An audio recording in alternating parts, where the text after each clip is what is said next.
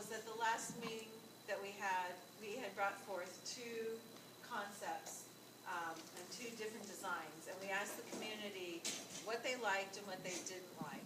And based on that, this is kind of the things that the summary of the statements that came out of it.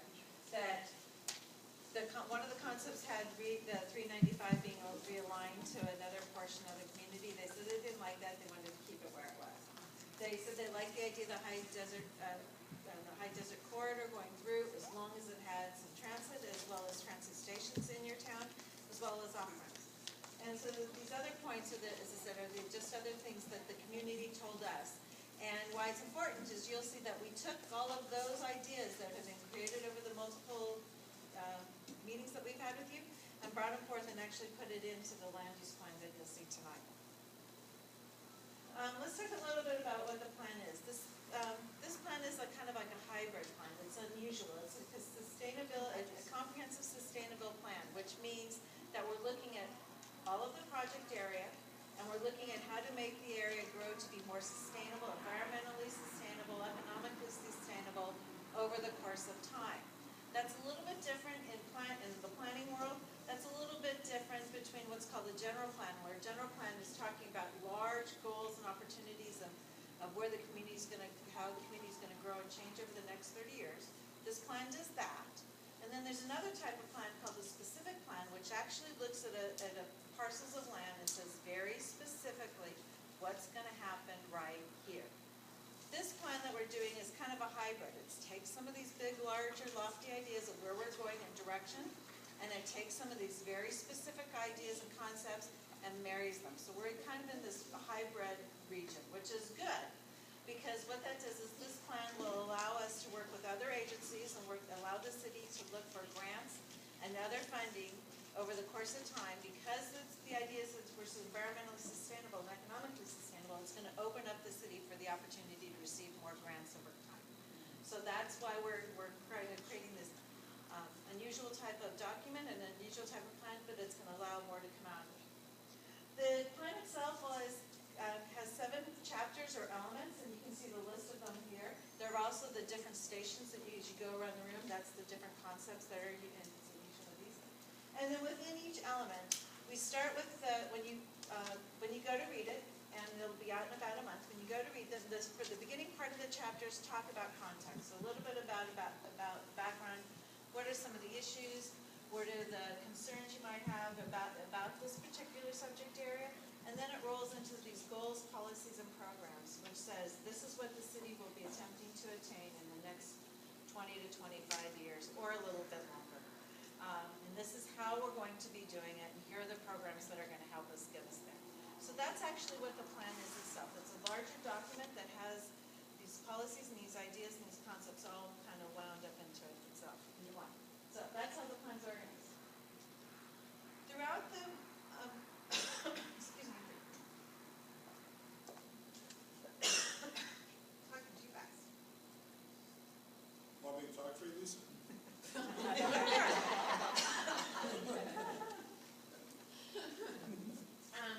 Throughout each one of those elements, there are some key sustainability concepts or ideas that are woven throughout the different elements in the different chapters. You'll see some of the elements, some of these concepts in some of the elements. You'll see all of the concepts in some of the other elements, so that they're just kind of key things. This is a whole list. There's more of them listed. The same board is over here for you to take a look at a little bit closer. What I'm going to do tonight is I go through these different display boards. I'm going to lightly tap on them and lightly talk about them. And so that allows you more time at the different stations to look into and ask more questions, and have the person who's at that station fill you in on a little bit more detail. So I'm going to be going through this in kind of a quick fashion. So if you think I'm going a little too fast, the reason why is to give you more opportunity, and then if you still have questions, you can certainly ask at the end.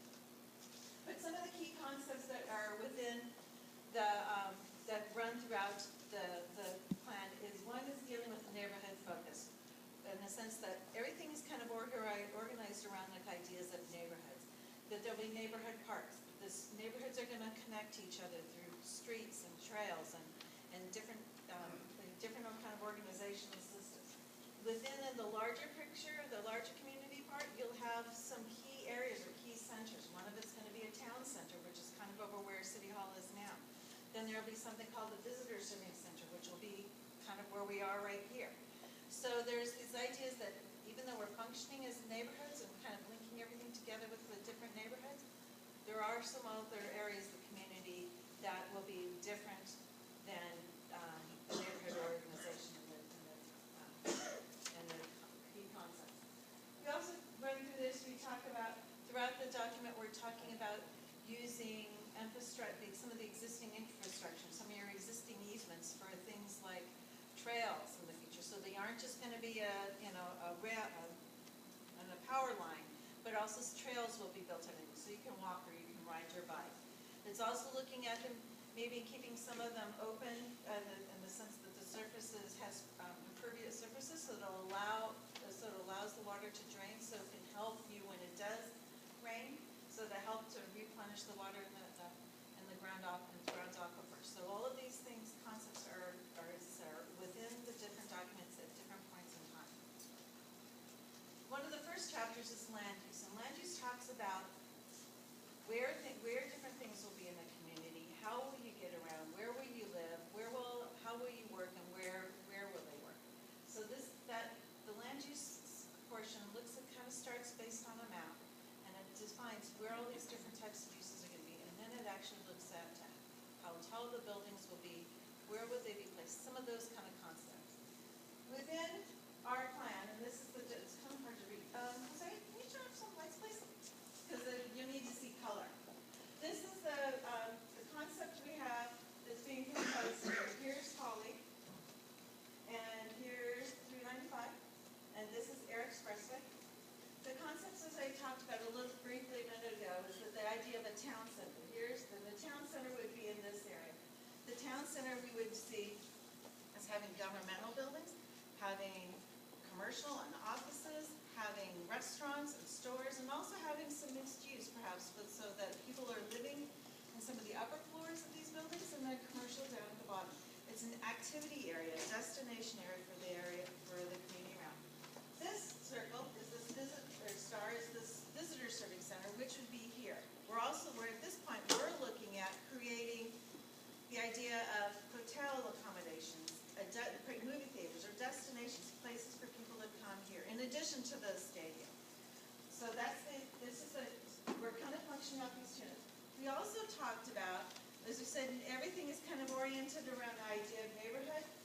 Neighborhoods are into here. They're connecting south because the community told us they wanted the idea of connectivity between the southern part of the city and the more northern part of the city. So we have neighborhoods coming through and connecting to the south and then connecting down in this area.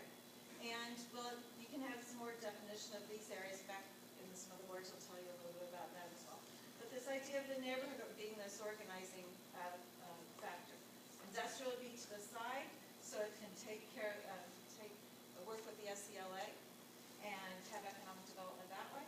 And then the other larger part is we're looking over here to having open space and perhaps even a habitat mitigation bank or habitat restoration area.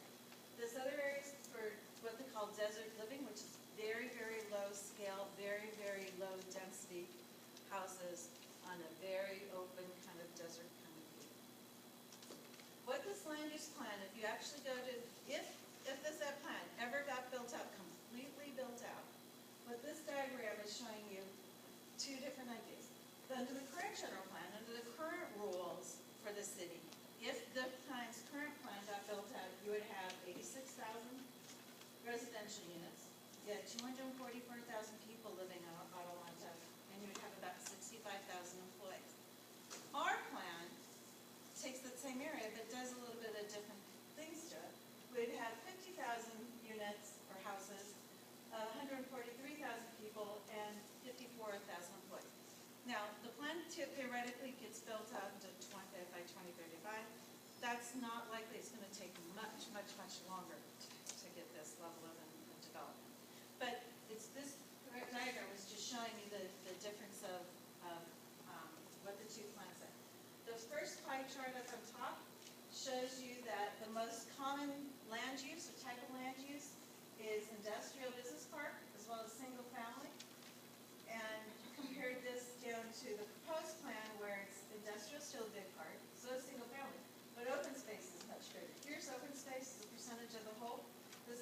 space, desert space. So we're using, in the in the plan that we're proposing, the natural resources in the desert is going to come out much more strongly. And that's one of the things that the community told us. They like the desert, they like the natural, and they thought that's something that we should look at, protect it, and move forward. So that's why this comes here in the plan. One of the chapters deals with community design, and it looks at how to create sustainable neighborhoods, how to create sustainable housing, and environmentally stable. By this I mean environmentally sustainable. And deals with special streetscapes and intersections, and to give them different characters. So you can talk more about that there. This is an example of, we talked about one of those neighborhoods. This is an example of how one of those neighborhoods might be developed. You'll see that they have some streets running through, and that this, you have some schools and parks. And then this is a further example, of how you might, that one small little neighborhood might be developed. You'll see that there's some streets, and rather than having cul-de-sac streets, you'll see that they actually do kind of cul-de-sac, but they end up on a trail, so that people who are walking or riding their bicycle can get from here to there without having to go all the way around. They can easily go through this trail, bringing some more natural environment into the community and linking up with the rest of the community. Now, Jean is going to talk a little bit about, I'm going to go back so you can see it, sorry. You'll see along here, there's all these different types of describing characteristics of what this will look like in different parts of it. And there are terms like wayfinding and landscape features. He's going to go run through a little bit of that to tell you what those words mean. So when you see them back there, you go, oh, I remember what a gateway looks like. So that's Jean's part. Thank you, Linda. So anyway, in terms of gateway, the most iconic gateway is the Golden Gate Bridge. And what happens is that when you enter into San Francisco, you see something that's very familiar to all of us, and it's internationally known.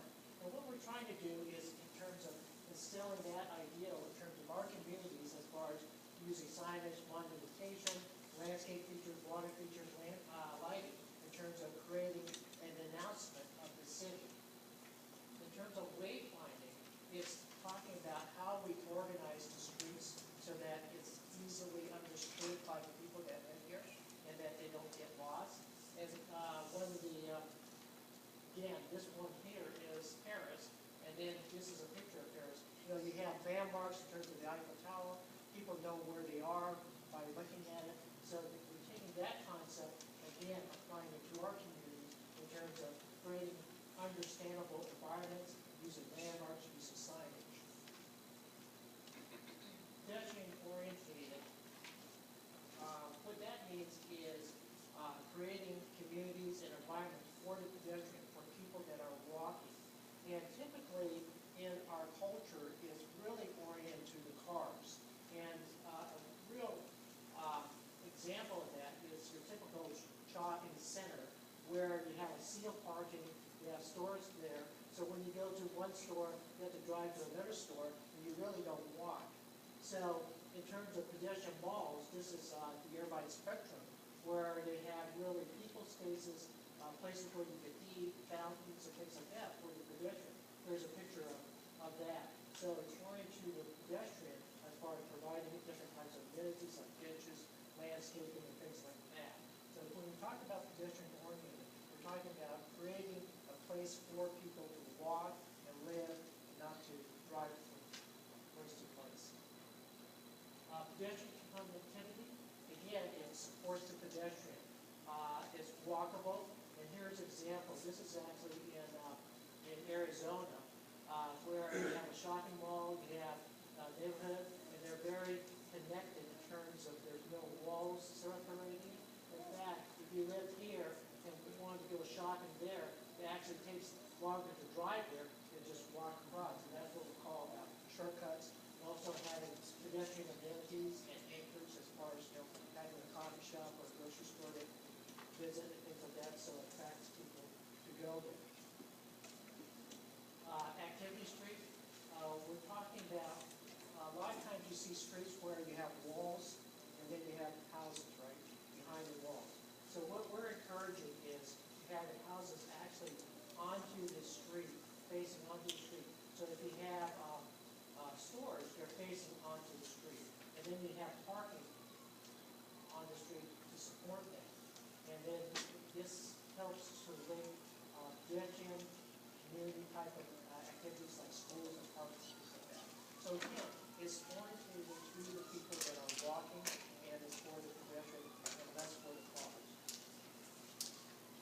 When we call about placemaking, we're trying to talk about creating an attraction or identifiable place.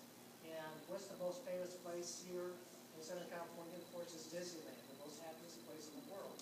So Disneyland is sort of created in terms of identifiable places where you could, attractions where people could walk to and things like that. So in terms of placemaking, as planners and urban designers, we use these following elements in terms of building aesthetic, thematic landscaping, gathering places, and art and public places. And we'll just run through those. When we talk about building aesthetics, we're talking about architecture.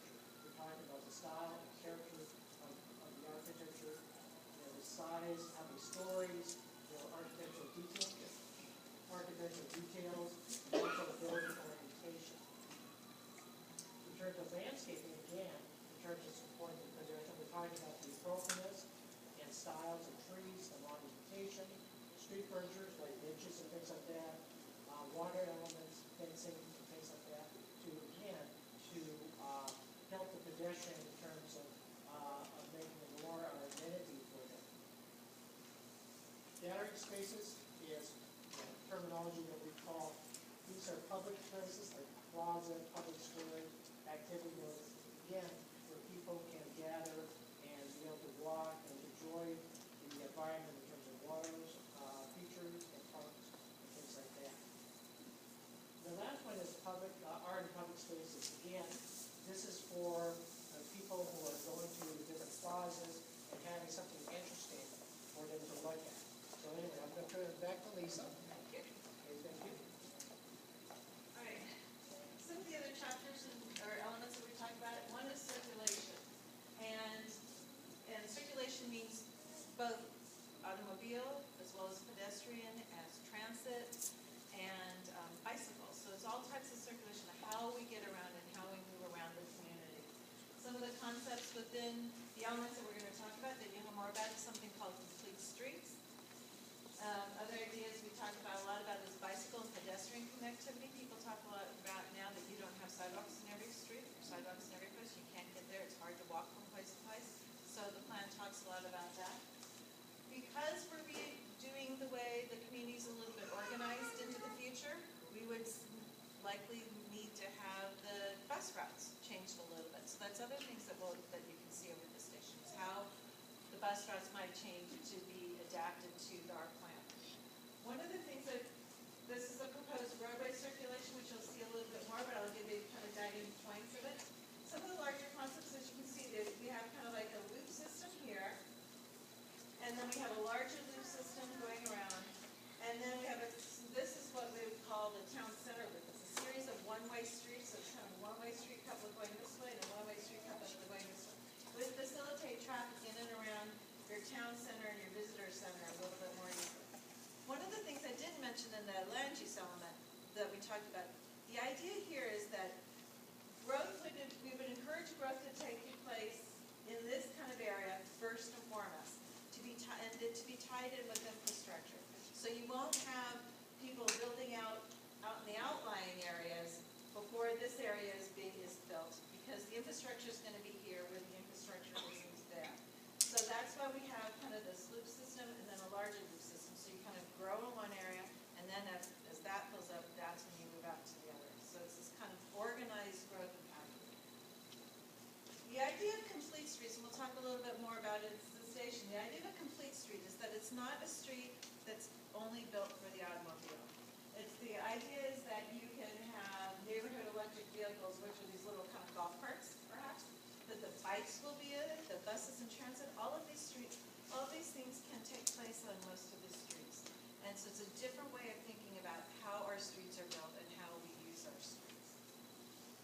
We have an economic development station over here in this corner, and the concepts behind the economic development station is talking about aiming towards developing an economy that that Adelanto has an economy that is balanced. So you have the number of homes and some people working are balanced with the number of jobs. The types of jobs are balanced with the types of people who are skilled and working. So you have this kind of economic development so that the whole community is doing well personally, the residents are going to be doing better, the businesses are going to be doing better, and then the city as a whole fiscally itself will be doing better. It's this whole kind of balance and striving to make sure everybody's moving that same direction. One of our other sections, which is parks and open space and conservation, talks about having a recreational park system. Right now, you have just a few parks in your community. And this plan, we're proposing for significantly more parks, different types of parks. Parks aren't all necessarily going to be green open spaces. You might have an urban kind of park, which is maybe a little more oriented towards an older person. You're going to have public plazas and public open spaces that allow you to have community gathering spaces, as Jean was talking about. It allows you to recreate in a different kind of way. You'll have parks, but you'll also have these other type of areas. We also talked about the trail system, using some of the easements. We're also going to have other trail systems that are just built as trails. Then we talked a lot about this open space, parks and conservation. We talked about restoring and preserving some of the natural habitat and the natural resources you have around here. And then the idea of renewable energy, whether that be water or wind or solar, something you don't have is water, wind or solar. So looking at the opportunities to expanding those opportunities to make your community a little more sustainable and maybe yourself personally if you're putting it into your home. The last station, which is also over here in the corner, deals with public facilities and public health and safety. And in this sense, we are looking at reusing storm water through biofiltration and bioretention, using sustainable and building materials and green building materials over the course of time, and how your buildings are being developed. Looking at developing a recycled water program so that you can eventually water your yards with recycled water rather than fresh water. It's all of these kind of concepts. It's ideas about designing some parking lots so that when you do have runoff, when it does rain, that the water kind of runs into here and then it gets filtered into the ground rather than just running off into storm drains and being dumped out somewhere else. So this is different. All these different concepts of how we might develop differently, how we might build our streets a little bit differently, how we might develop our parking lots, build our parking lots differently, just to maximize and improve the sustainability. Now, what do you think? This is my cue to tell me to have you guys get ready to go do the exercises. What we're going to be asking you to do this time is go from station to station to station. There'll be some of us stationed at each one of the stations. You are to ask us questions. If you want to say, I want to know more about this topic, or can you can you just tell me something? We'll be able to tell you more about what the plan promises or talks about in each one of these subject areas. We're also going to be asking you what you think about it. Do you think that's a good idea or a bad idea? And at that point, then we're going to be recording your comments or writing your comments down on the sheets of paper. That's why Canada's